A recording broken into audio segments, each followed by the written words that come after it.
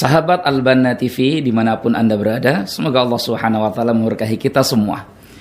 Hari ini kita akan mengambil teladan dari kisah seorang yang mulia menemani Rasulullah Sallallahu Alaihi Wasallam dalam kesehariannya. Ketika Nabi Muhammad Sallallahu Alaihi Wasallam sampai di kota Madinah, semua kaum Ansar berlomba-lomba untuk memberikan apa yang mereka bisa berikan kepada Rasulullah Sallallahu Alaihi Wasallam sebagai bentuk kasih sayang mereka kepada Rasulullah Sallallahu Alaihi Wasallam. Tidak tertinggal pula ada seorang janda bernama Ummu Sulaim. Beliau datang kepada Rasulullah Sallallahu Alaihi Wasallam dan berkata, "Ya Rasulullah, semua orang datang kepada Anda memberikan barang berharga yang mereka miliki. Adapun saya, apalah artinya seorang janda, tidak berharta. Tetapi aku punya anak ini ya Rasulullah. Dia anak yang cerdas. Semoga anak ini dapat membantu semua urusan Anda." Maka Rasulullah Shallallahu Alaihi Wasallam pun menerima anak ini. Anak yang saleh, anak yang rajin, anak yang penurut. Di dalam kesempatan yang lain, Ummu Sulaim berkata kepada Rasulullah Sallallahu Alaihi Wasallam, setelah Rasulullah Sallallahu Alaihi Wasallam mampir ke rumahnya untuk mengerjakan sholat sunnah, maka Ummu Sulaim pun kemudian berkata kepada Rasulullah Sallallahu Alaihi Wasallam, "Ya Rasulullah, inna li khuwaisah."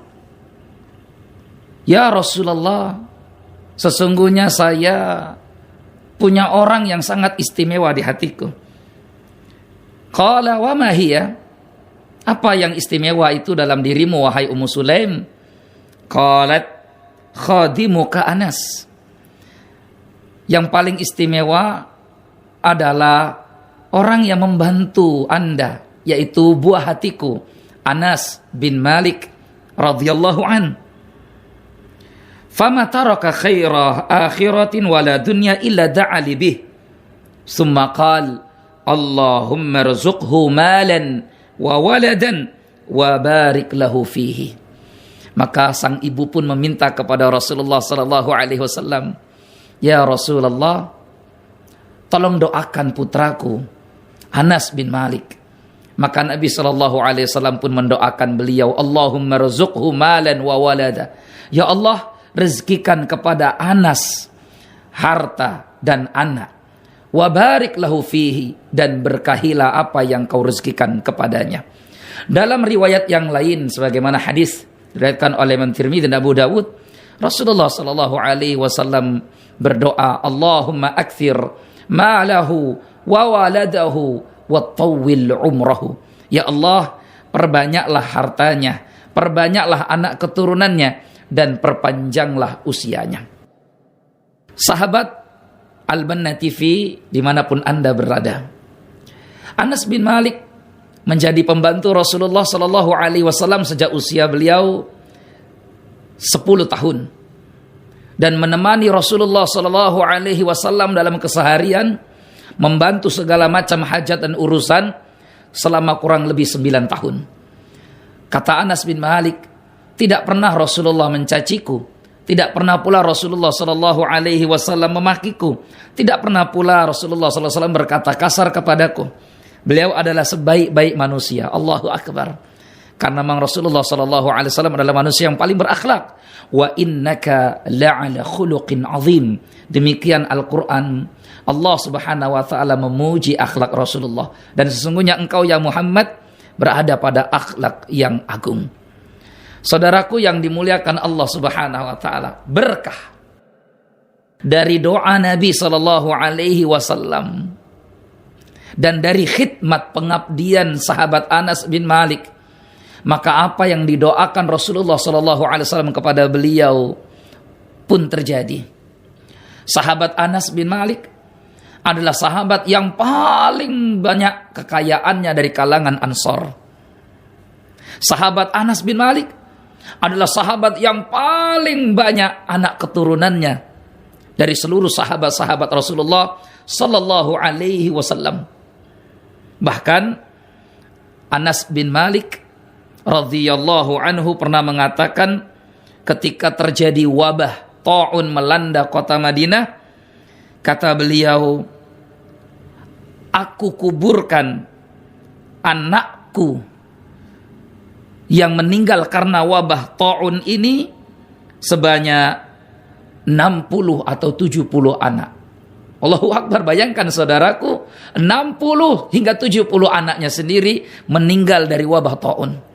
Lantas kemudian berapa sebenarnya jumlah seluruh anak keturunan dari Anas bin Malik radhiyallahu an? Para ulama pensyarah hadis berbeda pendapat tentang berapa sebenarnya jumlah anak dari Anas bin Malik radhiyallahu an. Sebahagian mengatakan jumlah seluruh anak Anas bin Malik adalah 100 orang. Sebahagian lagi mengatakan jumlah anak Anas bin Malik adalah mi'ah sitta wa ishrun, 126 orang. Yang terpenting memang beliau adalah sahabat dengan keturunan yang paling banyak. Tetapi yang perlu kita perhatikan saudara-saudaraku semua, sahabat Al-Banna TV, bukan masalah banyaknya anak atau banyaknya harta. Tetapi Rasulullah SAW ketika mendoakan sahabat Anas bin Malik dengan doa duniawi tadi, diikat dengan kebaikan. Apa itu ikatan kebaikannya? Wa barik lahu fihi, dan berkahilah Anas bin Malik terhadap nikmat yang kau berikan kepadanya. Allahu Akbar. Ya, anak yang banyak tapi berbarokah. Harta yang banyak juga berbarokah. Maka inilah yang seharusnya kita cita-citakan saudara-saudariku. Bukan hanya sekedar anak yang banyak, bukan hanya sekedar harta yang banyak, tapi apalah arti anak yang banyak dan harta yang banyak jika kemudian tidak mendatangkan keberkahan bagi kita. Berkah itulah yang kita cari.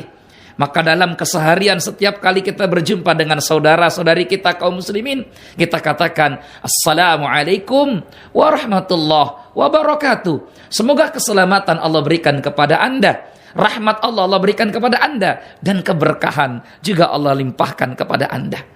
Berkah saudaraku, itulah yang didapatkan oleh seorang sahabat yang mulia, Anas bin Malik radhiyallahu an. Begitu kayanya beliau, begitu banyaknya harta beliau, tetapi beliau tidak juga melupakan kewajibannya sebagai seorang hamba. Kadang kita ini harta tidak seberapa, tetapi ibadah kita tinggalkan. Bahkan ada yang lebih ironi lagi saudaraku, sudahlah miskin nasibnya di dunia, tidak berharta, tidak ada kaya, rumah pun tidak mewah, tapi ibadah juga dia tidak punya. Allahu Akbar, na'udzubillah min dzalik. Saudaraku yang dimuliakan Allah, kita perhatikan apa yang disampaikan oleh Sumamah. Apa kata Sumamah rahimahullah? Kana Anas yusalli hatta tafattarat qadamahu damman mimma yutilul qiyam. Allahu Akbar. Adalah sahabat yang mulia Anas bin Malik. Beliau biasa sholat malam hingga kakinya bengkak-bengkak, bahkan berdarah, karena begitu lamanya beliau berdiri untuk tahajud. Allahu Akbar. Kekayaannya tidak membuat lupa untuk bersyukur kepada Allah Subhanahu wa taala, zat yang memberikan beliau harta. Hartanya yang banyak, anaknya yang banyak juga tidak membuat beliau lupa untuk terus beribadah menyembah Allah Subhanahu wa taala. Di usianya yang sudah tua, tidak lagi muda, kekuatan juga sudah mulai hilang dari dirinya, tetapi kekuatan iman masih menggebu-gebu dalam dirinya. Beliau ingin sekali mengerjakan ibadah puasa Ramadan sebagaimana kaum muslimin yang lainnya mengerjakan ibadah puasa Ramadan. Tapi apa boleh buat, kekuatan sudah melemah. Demikianlah Allah berfirman, di mana Allah Subhanahu wa taala katakan, "Wa man nu'ammirhu nunakkishu fil khalqi." Maka barang siapa kami panjangkan umurnya, kami kembalikan dia kepada awal mula penciptaannya. Tenaga mulai hilang, pandangan sudah mulai rabun, pendengaran sudah mulai lenyap. Begitu pula dengan yang lain, termasuk kekuatan seorang yang mulia, Anas bin Malik radhiyallahu an. Sehingga kemudian pada akhir di masa tuanya, Anas bin Malik tidak lagi dapat mengerjakan ibadah puasa Ramadan.